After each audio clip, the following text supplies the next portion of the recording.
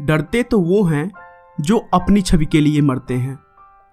मैं तो हिंदुस्तान की छवि के लिए मरता हूं और इसीलिए किसी से भी नहीं डरता हूं।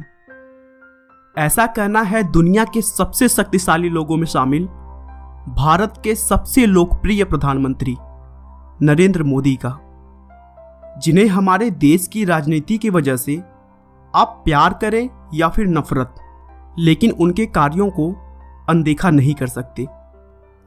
दोस्तों, वैसे तो मोदी जी का जीवन बहुत ही साधारण तरीके से शुरू हुआ, मगर अपनी देशभक्ति, अपने जज्बे और अपनी मेहनत के दम पर उन्होंने ऐसी सफलता हासिल की जिसके बारे में कोई सोच भी नहीं सकता था। वे एक बेहद ही गरीब परिवार में पैदा हुए।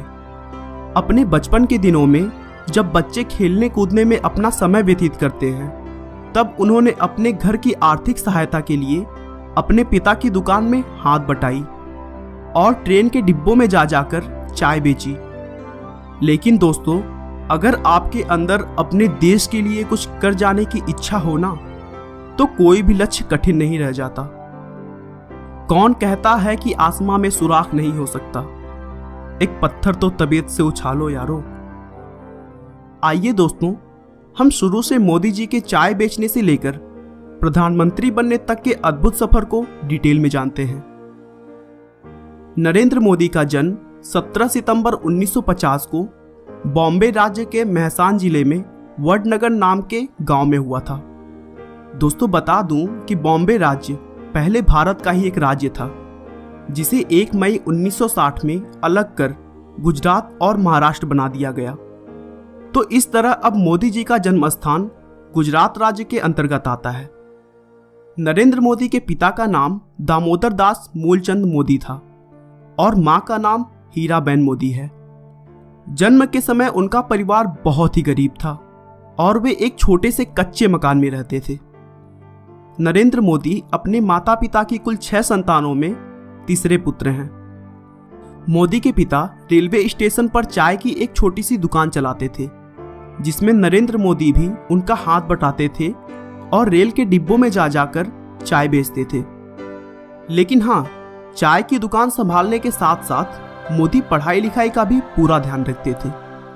मोदी के टीचर बताते हैं कि नरेंद्र पढ़ाई लिखाई में तो एक ठीक ठाक छात्र थे, लेकिन वे नाटकों और भाषणों में जमकर हिस्सा लेते थे और उन्हें खेल कूद में भी बहुत दिलचस्पी थी। उन्होंने अपनी स्कूल की पढ़ाई वडनगर से पूरी की। सिर्फ 13 साल की उम्र में नरेंद्र मोदी की सगाई यशोदाबेन चमनलाल के साथ कर दी गई और फिर 17 साल की उम्र में उनकी शादी हो गई। फाइनेंशियल एक्सप्रेस की एक न्यूज के अनुसार नरेंद्र और जसोदा ने कुछ वर्ष साथ रहकर बिताए, लेकिन कुछ समय बाद नरेंद्र मोदी के इच्छा से वे दोनों एक दूसरे के लिए अजनबी हो गए। लेकिन नरेंद्र मोदी के जीवन लेखक ऐसा नहीं मानते हैं। उनका मानना है कि उन दोनों की शादी जरूर हुई, लेकिन वे दोनों एक साथ कभी नहीं रहे। शादी के कुछ वर्षों बाद नरेंद्र मोदी ने घर छोड़ दिया और एक तरह से उनका वैवाहिक जीवन लगभग समाप्त सा हो गया। नरेंद्र मोदी का मानना है कि एक शादीशुदा के मुकाबले अविवाहित व्यक्ति भ्रष्टाचार के खिलाफ ज्यादा जोरदार तरीके से लड़ सकता है, क्योंकि उसे अपनी पत्नी, परिवार और बाल बच्चों की कोई चिंता नहीं रहती। बचपन से ही मोदी में देशभक्ति कूट कूट कर भरी थी। 1962 में जब भारत चीन युद्ध हुआ था, उस समय मोदी रेलवे स्टेशन पर जवानों से भरी ट्रेनों में उनके लिए खाना और चाय लेकर जाते थे। 1965 में भारत पाकिस्तान युद्ध के समय भी मोदी ने जवानों की खूब सेवा की थी। 1971 में वे आरएसएस के प्रचारक बन गए और अपना पूरा समय आरएसएस को देने लगे। वे वहां सुबह 5 बजे उठ जाते और देर रात तक काम करते। प्रचारक होने की वजह से मोदी जी ने गुजरात के अलग अलग जगहों पर जाकर लोगों की समस्याओं को बहुत करीब से समझा और फिर भारतीय जनता पार्टी का आधार मजबूत करने में इंपॉर्टेंट रोल निभाया। 1975 के आसपास में राजनीति क्षेत्रों में विवाद की वजह से उस समय की प्रधानमंत्री इंदिरा गांधी ने कई राज्यों में आपातकालीन घोषित कर दिया था और तब आरएसएस जैसी संस्थाओं पर भी प्रतिबंध लगा दिया गया था। फिर भी मोदी चोरी छिपे देश की सेवा करते रहे और सरकार की गलत नीतियों का जमकर विरोध किया। उसी समय मोदी जी ने एक किताब भी लिखी थी जिसका नाम संघर्ष माँ गुजरात था। इस किताब में उन्होंने गुजरात के राजनीति के बारे में चर्चा किया था। उन्होंने आरएसएस के प्रचारक रहते हुए 1980 में गुजरात विश्वविद्यालय से राजनीति विज्ञान में पीजी की डिग्री प्राप्त की। आरएसएस में बेहतरीन काम को देखते हुए उन्हें भाजपा में नियुक्त किया गया, जहां उन्होंने 1990 में आडवाणी की अयोध्या रथ यात्रा का भव्य आयोजन किया, जिससे भाजपा के सीनियर लीडर्स काफी प्रभावित हुए। आगे भी उनके अद्भुत कार्य की बदौलत भाजपा में उनका महत्व बढ़ता रहा। आखिरकार मोदी की मेहनत रंग लाई और उनकी पार्टी ने गुजरात में 1995 के विधानसभा चुनाव में बहुमत में अपनी सरकार बना ली। लेकिन मोदी से कहासुनी होने के बाद शंकर सिंह वघेला ने पार्टी से रिजाइन दे दिया। उसके बाद केशुभाई पटेल को गुजरात का मुख्यमंत्री बना दिया गया और नरेंद्र मोदी को दिल्ली बुलाकर भाजपा में संगठन के लिए केंद्रीय मंत्री का रिस्पॉन्सिबिलिटी दिया गया। मोदी जी ने इस रिस्पॉन्सिबिलिटी को भी बखूबी निभाया। 2001 में केशुभाई पटेल की सेहत बिगड़ने लगी थी और भाजपा चुनाव में कई सीटें भी हार रही थी। इसके बाद भारतीय जनता पार्टी ने अक्टूबर 2001 में केशुभाई पटेल की जगह नरेंद्र मोदी को गुजरात के मुख्यमंत्री पद की कमान सौंपी।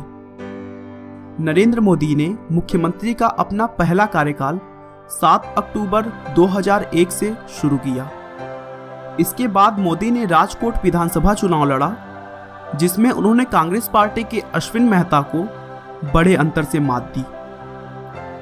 मुख्यमंत्री पद पर रहते हुए मोदी ने बहुत ही अच्छी तरीके से अपने कार्यों को संभाला और गुजरात को फिर से मजबूत कर दिया। उन्होंने गांव-गांव तक बिजली पहुंचाई, टूरिज्म को बढ़ावा दिया। देश में पहली बार किसी राज्य की सभी नदियों को एक साथ जोड़ा गया, जिससे पूरे राज्य में पानी की प्रॉब्लम सॉल्व हो गई। एशिया के सबसे बड़े सोलर पार्क का निर्माण भी गुजरात में ही हुआ। और इन सब के अलावा भी उन्होंने बहुत सारे अद्भुत कार्य किए और देखते ही देखते गुजरात को भारत का सबसे बेहतरीन राज्य बना दिया और वह खुद गुजरात के सबसे लोकप्रिय मुख्यमंत्री बन गए। लेकिन उसी बीच मार्च 2002 में गुजरात के गोधरा कांड से नरेंद्र मोदी का नाम जोड़ा गया। इस कांड के लिए न्यूयॉर्क टाइम्स ने मोदी प्रशासन को जिम्मेदार ठहराया और फिर कांग्रेस सहित अनेक विपक्षी दलों ने उनके इस्तीफे की मांग की।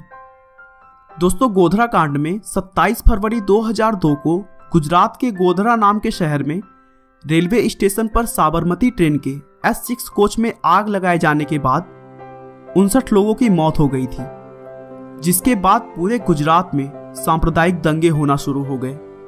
और फिर 28 फरवरी 2002 को गुजरात के कई इलाकों में दंगा बहुत ज्यादा भड़क गया, जिसमें 1200 से अधिक लोग मारे गए। इसके बाद इस घटना की जांच के लिए उच्चतम न्यायालय ने विशेष जांच दल बनाई और फिर दिसंबर 2010 में जांच दल के रिपोर्ट के आधार पर फैसला सुनाया कि इन दंगों में नरेंद्र मोदी के खिलाफ कोई ठोस सबूत नहीं मिला। नरेंद्र मोदी ने गुजरात में कई ऐसे हिंदू मंदिरों को भी ध्वस्त कराने में थोड़ा सा भी नहीं सोचा जो सरकारी कानून कायदों के मुताबिक नहीं बने थे। हालांकि इसके लिए उन्हें विश्व हिंदू परिषद जैसे संगठनों का भी विरोध झेलना पड़ा, लेकिन उन्होंने इसकी थोड़ी सी भी परवाह नहीं की और देश के लिए जो सही था उसी काम को करते रहे। उनके अच्छे डिसीजंस और कार्यों की वजह से गुजरात के लोगों ने मोदी को 4 बार लगातार अपना मुख्यमंत्री बनाया। गुजरात में मोदी की सफलता देखकर बीजेपी के सीनियर नेताओं ने मोदी को 2014 के लोकसभा चुनाव का प्रधानमंत्री उम्मीदवार घोषित किया, जिसके बाद मोदी ने पूरे भारत में बहुत सारी रैलियां की और साथ ही साथ उन्होंने सोशल मीडिया का भी भरपूर लाभ उठाया और लाखों लोगों तक अपनी बात रखी।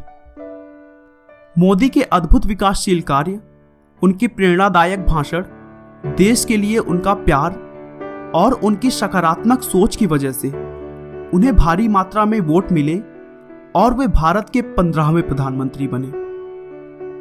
दोस्तों, नरेंद्र मोदी एक बहुत ही मेहनती व्यक्ति हैं। वे 18 घंटे काम करते हैं और कुछ ही घंटे सोते हैं। दोस्तों, मोदी जी का कहना है कि कड़ी मेहनत कभी थकान नहीं लाती है, वह तो बस संतोष लाती है।